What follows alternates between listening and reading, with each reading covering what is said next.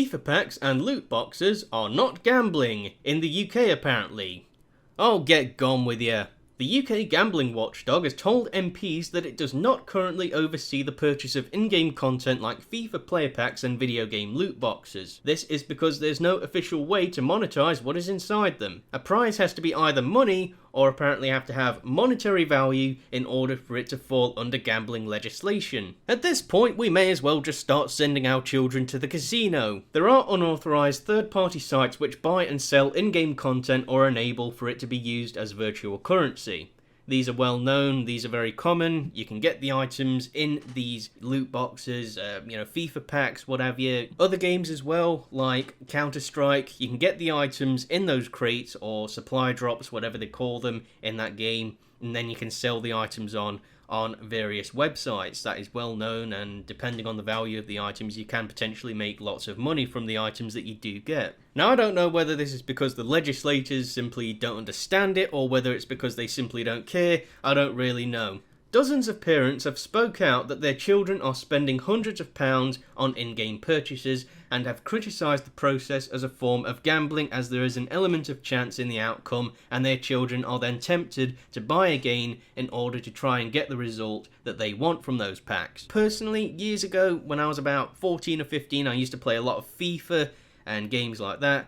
I personally look back and I think I'm an idiot, but I used to spend an awful lot of money on those kinds of packs as well, primarily on FIFA 10, 11 and 12. I did spend a considerable amount of money on those FIFA packs back then, but now that I've grown up and I'm more of a sensible person with my money, I don't do it now, obviously. Here are a few of those cases where there has been underage children spending a lot of money on these in-game items. So, starting with this one right here, the kids emptied our bank account playing FIFA. 4 children spent nearly £550 in 3 weeks buying player packs to play FIFA online on the family's Nintendo Switch console. But according to UK legislators, it's not gambling.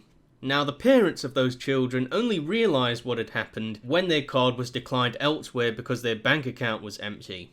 Now, ultimately, the way I look at this, I'm kind of on the fence about this. Yeah, okay, the children should not have, spent the amount of money, but overall I believe it's, parents as well need to take, some responsibility for this, with the fact that I don't believe that parents should be giving their children access to their credit cards because God knows what they'll do with them. And that can be proven with this case right here.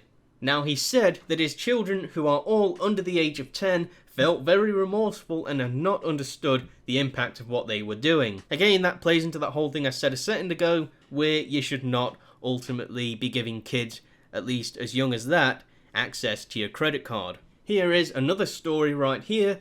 My son spent £3,160 on one game. Guess what that game was? He had apparently been charged £3,160 and 58p between 18th of February and the 30th of May 2019, clearing out his entire savings. Now, that is a very considerably short amount of time. What is that? Probably 3 months? That's an average of about £1,000 a month on this game. But according to the UK, it's not gambling. Basketball game cost our family £2,000. My 16-year-old son spent nearly £2,000 of my money on EA's NBA basketball game. He used my bank card and I didn't realise until I had a payment declined. My daughter had to use her university savings to pay the bill for this, and it has caused huge damage to our family. But again, according to the UK, it's not gambling. Our son spent £700 on Clash of Clans. This happened to us a few years ago when we were very new to all of this. We were technically savvy but didn't think to put a password on, and my son, who was 12 years old, ended up spending around £700. Now, as I've said before, I've said it about twice now, it's not necessarily the child's fault, because I believe that some of the responsibility needs to come down to the parents, just allowing them to do whatever they want on their phones, on their computers and on their consoles, and then adding or stacking with the fact that they give their children access to their credit cards, their bank accounts. Some blame, I believe, has to go on the parents here. But again, according to the UK, it's not gambling. I installed Mini Golf King on my phone for my son, who is 5. He knows he's not allowed to spend money in games, Yet this game successfully tricked him into spending £300 on in-app purchases. But according to the UK, it's not gambling. My 15-year-old boy spent almost £1,000 on Fortnite. But again, it's not gambling. Now, ultimately, I've been against the idea of in-game loot boxes and supply drops, FIFA packs, whatever you want to call them, for years. They've been in gaming for years now, and I can't really think of any games that come out today that actually don't have them, and I believe that's a problem within itself.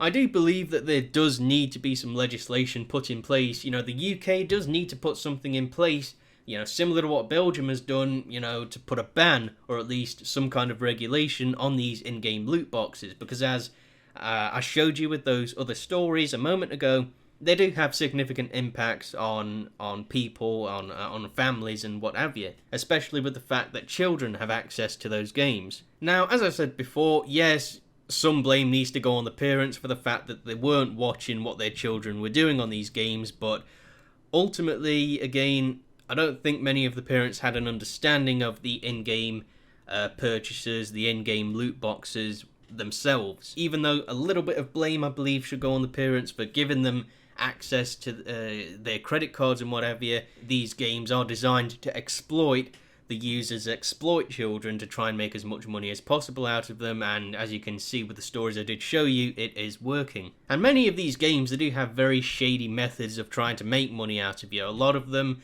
you know, will appear free on the market. You know, the game will be free. I believe Fortnite is a free game if I'm not mistaken. I don't play that game, so I don't know. But that game is free, I think.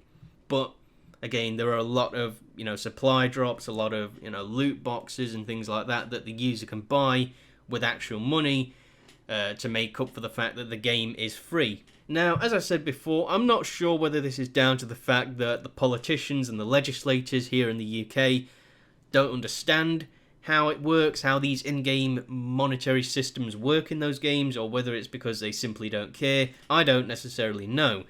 But I do believe, regardless, there needs to be some legislation put in place to try and prevent, you know, more children from falling victim to these in-game systems that are just designed to take your money away from you.